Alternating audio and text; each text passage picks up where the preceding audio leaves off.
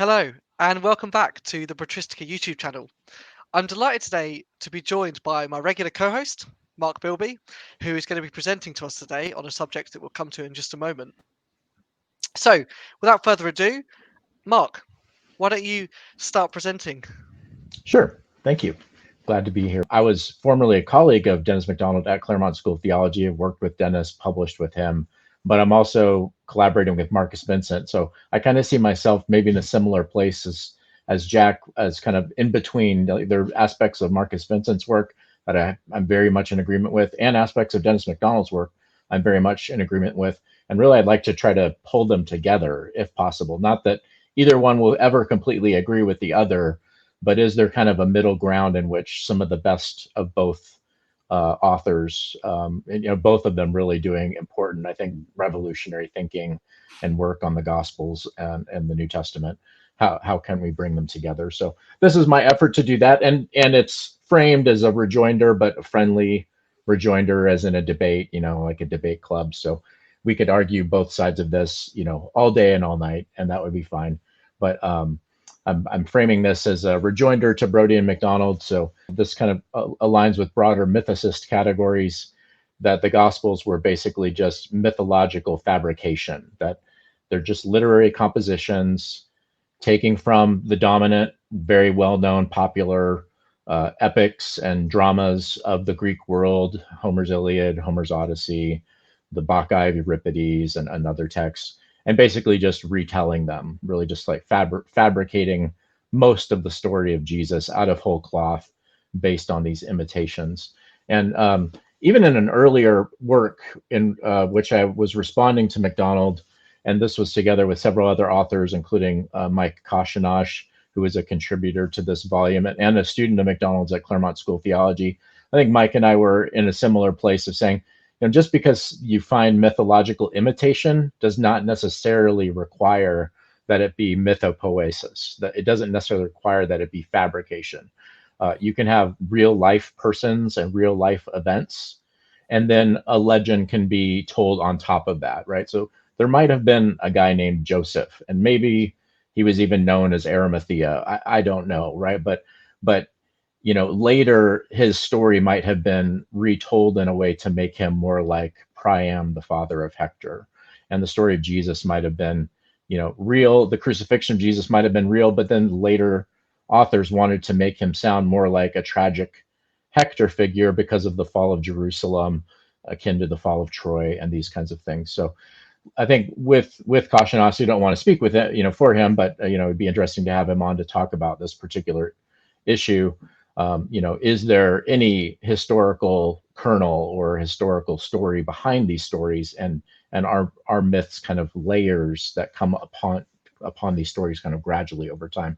So I developed some of that thinking both in an introduction to the work, the one that's in the top there, Classical Greek Models of the Gospels and Acts. My introduction talks about how mimesis criticism doesn't necessarily need faith, anti people who come from an evangelical background or a Christian background, because it's really just about Jesus outdoing all of the classical models. There's nothing inherently problematic about that.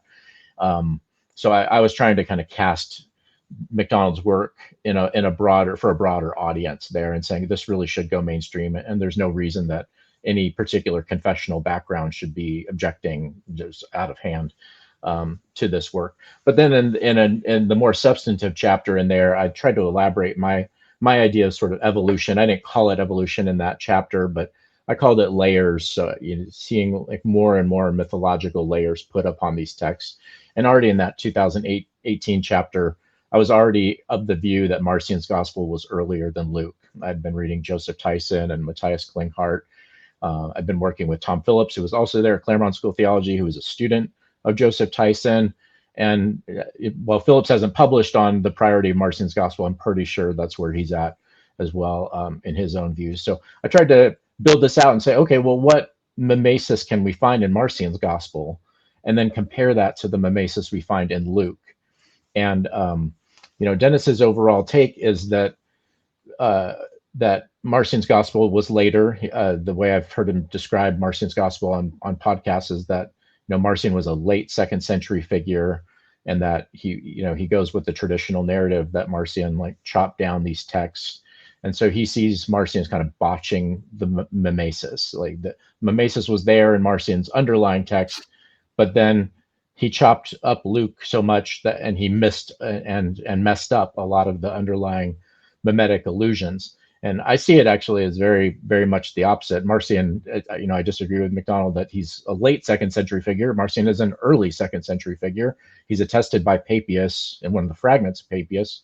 And Papias is very important to MacDonald's work, but for some reason he overlooks two very specific fragments of Papias where it speaks about Marcion as a contemporary of John, the writer of the Gospel of John, and as a contemporary of Papias himself. So based on Papias's fragments, we should be dating Marcion to the early second century, very latest, the second quarter of the second century for his work. Justin Martyr also writes around 150, and he specifically refers to Marcion as an old man. And he refers to him as a blasphemer and these kinds of other things as well. But for Justin writing in 150, Marcion's already been around a long, long time. He's an old man by that point. So the MacDonald's idea that Marcion is late second century is just does not hold up under the evidence. And but I think what we need to do is get beyond just biography, especially when it's polemical biography by Marcion's opponents, and we just need to look at the textual evidence. One of the metaphors I really like in all this, I've used this in my classes through the years, is the movie Big Fish. It's got young Obi-Wan Kenobi in it, but it's Albert Finney. You might know him from like the Bourne trilogy. But anyways, it's a really cool movie. I think it's great, and it's about like a father-son relationship, and the son just can't handle his father because his father just tells these really grandiose stories all the time of his adventures as a young man and so on, and he just finds it to be completely unbelievable. But then at the end of his father's life, he finds out that a lot of these stories actually had some basis in history. They weren't complete fabrications. They were just grandiose elaborations of real stories. He really had a friend who was a giant, who was like 7 feet tall, like it was bigger in his stories, but like this guy was really a giant and so on.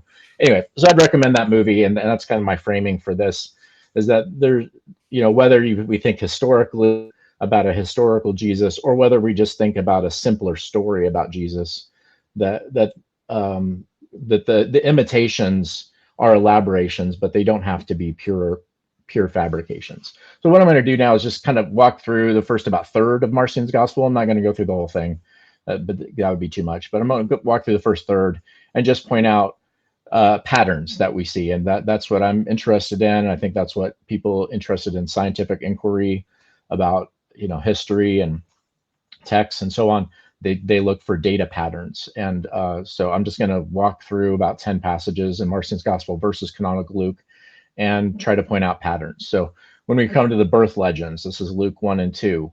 What do we see? Well, it's not in Marcion's gospel. Pretty much everybody who knew this text in the ancient world agreed that this was not in Marcion's gospel. And what do we find in canonical Luke? We find imitation after imitation after imitation. A lot of these are Hebrew or Jewish imitations that would be known from the Septuagint, story of Hannah and the birth of Samuel as a miraculous thing. The whole thing about Jesus being born of a virgin. It's quoting Isaiah 7 from the Septuagint, or probably referring to that.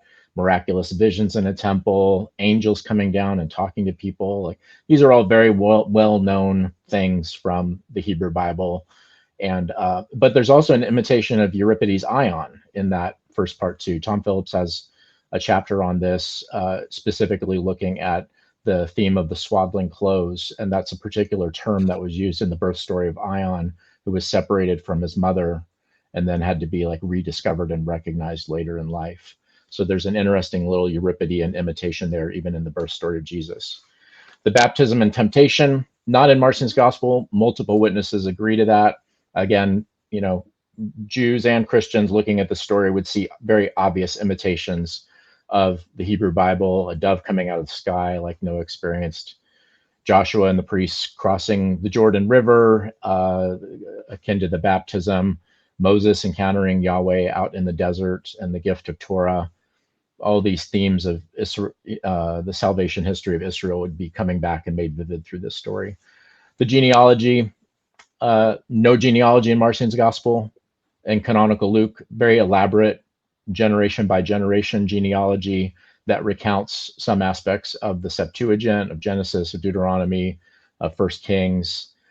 We also, too, here probably have an imitation of Roman imperial propaganda. This is Mike Koshinosh, who, again, student of Dennis MacDonald, who pointed out that in the stories of Octavian, Caesar Augustus, that we have not only a divine lineage that goes back to through his paternal lineage back to Zeus, but we also have him being born of Atia through Apollo visiting her as a snake. So he is both the child of Apollo and the child of Zeus, and we have a similar kind of double divine paternity here in Luke's gospel, where Jesus has a lineage going all the way back to God and is born of a virgin through the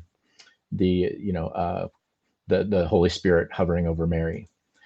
Then we go to the next part. So here's where Marcion's gospel opens, and we don't see botched imitations here at all. What we see are clear imitations, but they're imitations of Aesop, right? Who's Aesop? He's a famous slave. He was famous for telling a bunch of fables, especially that included animals. There was also an Aesop romance, or Life of Aesop, very well known in antiquity, in which Aesop goes to the oracle at Delphi and he insults the people there, and they proceed to accuse him of temple theft and then throw him off a cliff, right? And that's how he dies, and he like curses them and says this will come back to them. But the opening of the story of Jesus in Marcion's gospel has very clear, overt, layered Aesop imitations. Jesus says, "Physician, heal yourself," and that in Greek is a direct quote from Aesop's fables, most especially known from Aesop's fable of the fox and the frog. And then Jesus proceeds in Nazareth, which does not have cliffs, to almost be thrown off a cliff. Very clear Aesopian imitation there, and that's coming from Tom Phillips again and Maggie or Margaret Froelich, who have a chapter on an article on this. I think it's in New Testament Studies. So we see Aesop imitations very, very clearly in Marcion's gospel, and then those are carried over quite nicely into canonical Luke, but then canonical Luke adds a bunch more imitations. We have overt Isaiah imitations where Jesus invokes the Jewish festival of Jubilees, the release of slaves. Interesting that Marcion's gospel has a story in which Jesus imitates the most famous slave in Greek antiquity, but then canonical Luke turns it into a Jewish story of Jesus being related and invoking the Hebrew holiday of Jubilees, which is about the release of slaves every 50 years. And then there might be some allusions here as well to the city Dionysia, which was the Greek festival in which some slaves were released or manumitted. And then there are also additional overt Elijah and Elisha imitations that come in through the quotation of the Septuagint. So I don't see botched versus, real imitations. I see some clear imitations and then just much more expansive imitations in Luke's gospel. This kind of goes together with some of the critiques of MacDonald's work. Sometimes people criticize it and say you're only myopically focused on the Greek stuff and not on the Hebrew stuff. And MacDonald never denies that the Hebrew stuff is being imitated as well. He just knows that that's got so much coverage in scholarship. There's not really much reason to talk about it. He needs to focus more on the Greek stuff, which has been ignored. And I just want to say, let's look at the whole picture. We have Greek imitations and Hebrew imitations, and they're all interwoven and intertwined. They're hybrid imitations, which again is hallmark of great literature in antiquity, is you imitate the greats, but you also combine them and mesh them together and retell them in creative ways. All right, if we go on to the next thing, in Marcion's gospel, there is a great or miraculous catch of fish.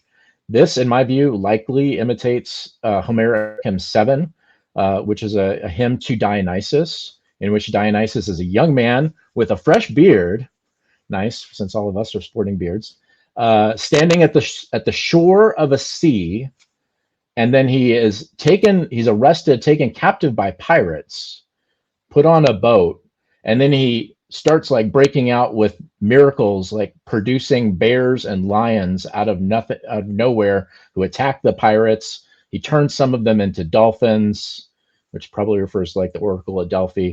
So I would highly encourage you to read it if you haven't read it before. Homeric hymn 7. It's a lovely poem all about Dionysus. So this opening miracle in Marcion's gospel and canonical Luke looks very Dionysian, where Jesus even uses this odd phrase, of you will capture men, and or you will be capturers of men. In Greek, it's zogron, I think zogron anthropon. But that comes across very, very clearly in Tertullian's attestation to this in Latin. So I see Dionysian imitations, they're just not at the verbatim textual level. What happens when you go to canonical Luke, you see the same Dionysian imitations, but now you have very clear near verbatim or verbatim textual overlaps where Jesus is standing at the shore and Peter and his boat nod or signal, which is a nautical term of like making a boat signal from one to another at the other boat. That phrase, that word, that lemma is in Homeric hymn 7. So what I see is between Marcion's Gospel and canonical Luke, you have a deepening of the imitation, you have an expanding out, and you have a making of the imitation more literarily sophisticated. Plus, Jesus is straight up treated as a god by Peter in the story. So that doesn't happen in Marcion's Gospel from the best that we can tell. These are partial attestations, and so we can't be absolutely confident in every single word and every single verse, but based on the evidence we have and then the patterns we see elsewhere, this looks like a Dionysian imitation. It's just not at the textual or verbatim level. We go to the next passage, the choosing of disciples. According to Tertullian, Marcion has this in his gospel where 12 disciples are chosen, but according to Tertullian, only Peter and Judas are named. There's no name list that Tertullian gives. There's no alternate list. It's not a list that conforms to Matthew, Mark, and Luke, right? And all three of those have slightly different lists of the 12 disciples, right? You would kind of be curious, which one does Marcion choose? None, right? He only has apparently Peter and Judas as the only two disciples named. So in my view, this was a text written before there's any elaboration of the names of the 12 disciples. In canonical Luke, and again, you see this pattern all over the place in canonical Luke, name lists, right? At the start, toward the end, right? Much more interested in history and genealogies and these kinds of things. You see these names, and those names include James and John. Now, that particular imitation of the Dioscuri, the sons of thunder of Castor and Pollux, that's not elaborated in canonical Luke, but it is in Mark. And in my view, that's not because Mark was the earliest text written around 70. It's because Mark was revised, and it took the 12 names, probably mostly from Luke, which had probably some embarrassing details like Simon the Zealot, like, oh, we don't want a zealot there among Jesus's followers. Let's get rid of him, right? We'll put somebody else in his place, but adds the sons of thunder bit. So to me, this points to a late or mid-2nd century redaction to Mark that is influenced by the nameless in canonical Luke. And there are many other places in Mark where we see that kind of Lucan influence about Jesus, like, about like you will step upon scorpions and these kinds of things, the widow's mite, right? There are all kinds of places like that. Doesn't sound like Mark, that sounds more like Luke, and then it finds its way into Mark. So probably later redaction. Sermons on the plain, or sayings on the plain, right? It's not really a sermon so much in Marcion's Gospel. It's just a succession of sayings, and it's certainly very Moses-like. It's Torah-like. Jesus gives a bunch of teachings. To me, it's very halakhic. It's very similar, like Pirkei Avot, where you just have a succession of sayings by rabbis, and it's very reminiscent. A lot of Jesus's teachings here are reminiscent of Leviticus and Deuteronomy about loving your neighbor and loving God and these kinds of things. But in canonical Luke, this is much more of a robust sermon, and both texts have Jesus going up on a mountain before giving his teaching. That's in Marcion's Gospel as well, but it's just more well elaborated in Luke. It has a better structure. It probably borrows some Matthean elements from Matthew's like very elaborate depiction of Moses or Jesus as a new Moses. But the nice sermon just kind of indicates to me that Luke is picturing Jesus as a more sophisticated, well-trained speaker than what you find in Marcion's Gospel. So probably, even though Moses is depicted in the Torah as not very gifted in speech, later authors saw him as a well-trained and depicted him and recast him as a well-trained speaker. The healing of the centurion's slave in Marcion's Gospel, it does not say that the slave is dead. This is not a resurrection from the dead necessarily in Marcion's Gospel. In my view, it's a resurrection, or not a resurrection, but a healing of a paralytic. That's the most likely case. It's like that Tertullian attests to this, and Epiphanius does as well. But they just don't state that there's a resurrection. They don't mention anything about the child being dead. They just mention some kind of healing, and Jesus's response to the centurion of saying, truly I have not found such faith in Israel. So they both know this story. It's just, in my view, given again the broader patterns. So in canonical Luke, what we see here is probably taking an earlier story that was a little bit different and then turning it into a very clear Elijah imitation where Jesus raises a child from the dead. And then this helps in Luke. We see this again and again in canonical Luke of pairing a male and a female figure and healings of men and women. So that's what ends up happening in canonical Luke. Jesus doesn't just imitate Elijah once, raising a dead child. Jesus doubles down and imitates Elijah twice in succession, both a boy and a girl. So it's just much more, it's like Jesus is doubly awesome than, more than Elijah, the way in canonical Luke tells it. So there is a healing, there is a resurrection of a child in Marcion's gospel, but again, it just happens once apparently, the healing of a widow. And again, in Marcion's gospel, we see this Elijah motif there. It's just not developed with verbatim Septuagint quotations. And again, you can go with the traditional theory. Marcion removed all that stuff. Well, why does he keep the stuff about the healing of the child? It's very clearly an Elijah imitation. Why didn't he just get rid of the whole passage? Why did he leave out the Septuagintal references? Very well-coded, well-crafted Septuagintal references, right? Where it blends into the story that Jesus did this. This scene happened at the gate of the city. That's the exact same phrase that you find in the Septuagint, or that he gave him back to his mother. That's the same phrase you find in the Septuagint.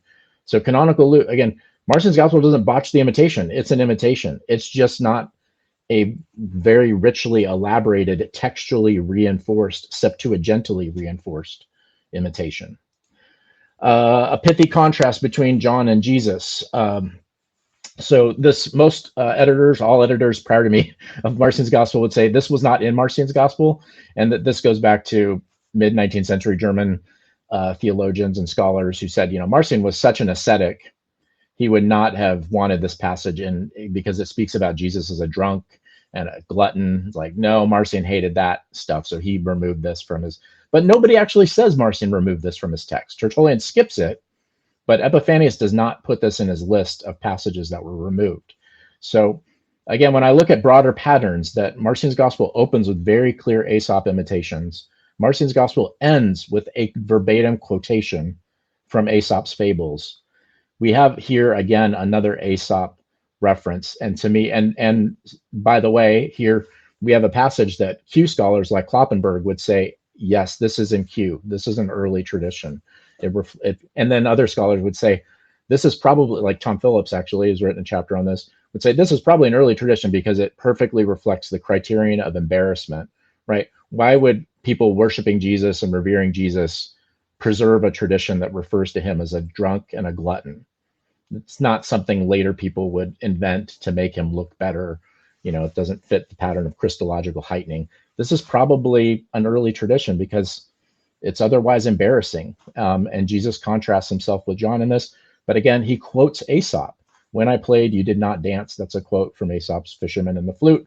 Again, that gets carried over to Luke, but Luke just elaborates on the imitations with probably more Moses and Joshua imitations about bringing the whole people into the land. So like Luke has a mass baptism that happens at this point that's not recorded in Marcion's gospel and doesn't really fit the overall patterns. Anointing successor. So this is the anointing of Jesus. It's attested, well attested from Marcion's gospel by Epiphanius and Tertullian. Note that this happens right after the story about John and John's imprisonment. And it's a woman. The woman is not identified in the attestations, but Mary is mentioned right after the beginning of Luke 8, probably in Marcion's gospel and then in canonical Luke as well. So I tend to see this as Mary Magdalene. And the way that this makes sense as a coherent narrative to me is that Mary Magdalene was probably a follower of John the Baptist. And then once John the Baptist was put in prison by Herod, that she became a patron to Jesus and helped fund his ministry. So this is the very first anointing of Jesus in Marcion's gospel. There's no baptism. So to me, this is actually where Jesus becomes the Messiah, right? He is anointed. He's anointed by a woman. It's probably Mary. So she is co-founding this movement together with him. That's the way that this reads most reasonably to me. Again, no calling of male disciples. Well, you have to get into the whole Q mark stuff here, but I don't want to go too deep into that. But in canonical Luke, We have very clear Odyssean references, especially as this gets retold in Mark and in Matthew, where we have like overt discussions about loving the person and maybe a sense of loyalty. We have maybe a character that's like a domestic rival, like Odysseus, the suitors that had invaded Odysseus's house to get Penelope. The Pharisee almost takes the role here of a domestic rival. So we don't have anything about a Pharisee being like a domestic rival or getting in a debate or argument with Jesus in Marcion's gospel. And then just note that Mark and Matthew moved this story to the end of their gospel, right before Jesus's death, which fits the Odyssey where Jesus is, where Jesus is being anointed for his death. But in the Odyssey, the story of recognition when Odysseus comes back home happens at the end of the narrative. And the whole Eurycleia thing that imitates Odysseus's female slave who recognizes him. So the whole like, your story will be known far and wide. It's pretty clearly playing on Eurycleia, which means fame far and wide, right? So that's in Mark and Matthew, who again put this at the end. It's not in Marcion's gospel. So there's no overt Eurycleia imitation in Marcion's gospel, and there's no overt Odyssey or Odyssean representation.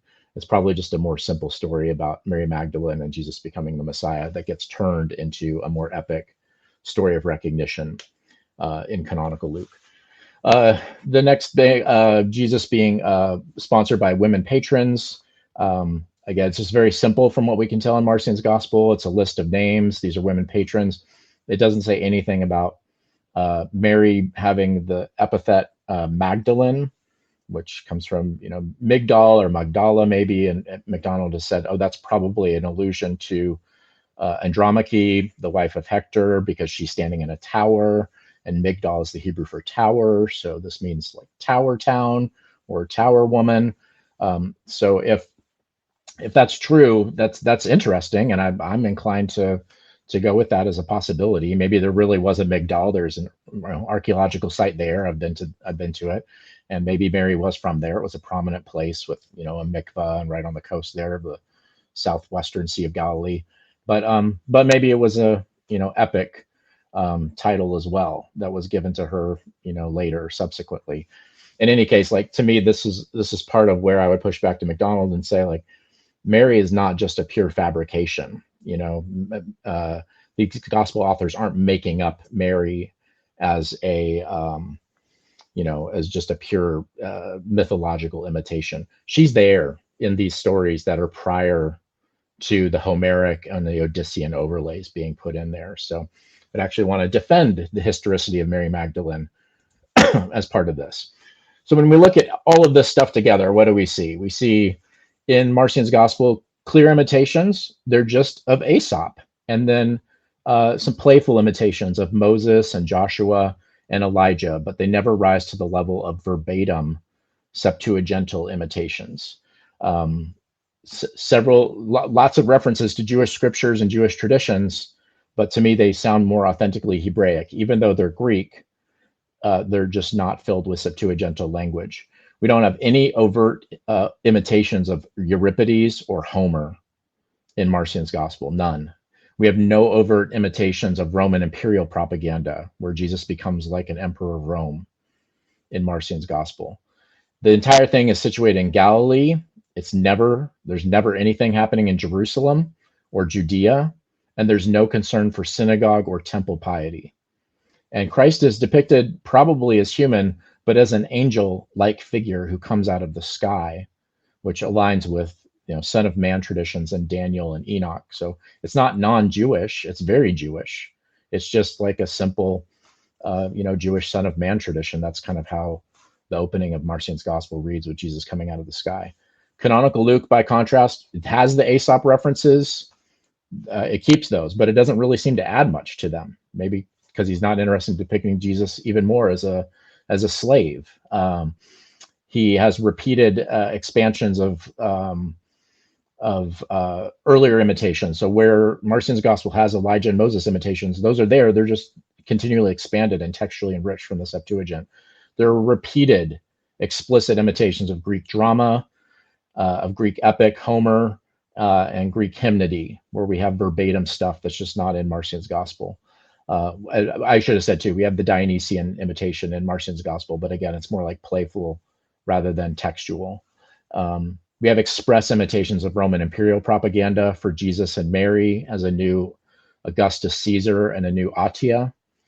We have repeated, thorough, like highly detailed imitations of a bunch of Septuagintal texts and their figures then too. Jesus becomes a second Adam. Jesus becomes a second Noah. Jesus becomes a second Elijah, doubled down. Jesus becomes a super Moses. Jesus becomes Joshua times 3. Jesus becomes a new Samuel. Jesus becomes, right? So Jesus is outdoing the Greek models, but he's also outdoing any and every Jewish model repeatedly again and again in Luke's gospel. In canonical Luke, we have repeated novelistic descriptions of Judea, Jerusalem, synagogue, and temple piety. It doesn't just sound like we're in a temple or in Jerusalem. It's like we have a really nice, well-crafted narrative that to me sounds probably mostly fictional, based in these places, with, again, like gross historical inaccuracies about, dates of censuses and these kinds of things, or who is the governor of Syria and all that, as Steve Mason would point out. Like, this does not align well. It's like it looks a little bit like Josephus, but he botches a lot of that. There's where the real botching is happening. Canonical Luke's understanding of history botched from Josephus, and then heightened Christology all the way through. So Jesus looks like a Son of Man, godlike figure in Marcion's gospel, but in canonical Luke, he's divine from before his birth. He's divine in Mary's womb. He's divine when he comes out of the womb. Angels and shepherds are acknowledging his divinity. He's worshipped there, and he's worshipped later, even by Peter. So from before his birth to the moment of his birth and all the way through his life, he's always worshipped as a god. That's never there in Marcion's gospel, who again, seem to believe Jesus is from the Father and really representing God, but doesn't have this overt ritual or cultic, representations happening in the original story of Jesus. I've gone on too far, but that's what I have to say. So this is how I put all this stuff together. I don't know if Marcus Vincent would agree with most of this, or if Dennis MacDonald would agree with some of it, but I'd be interested in continuing those conversations, whether in the same episode as Dennis and or Marcus, or separately. We can go back and forth in different episodes.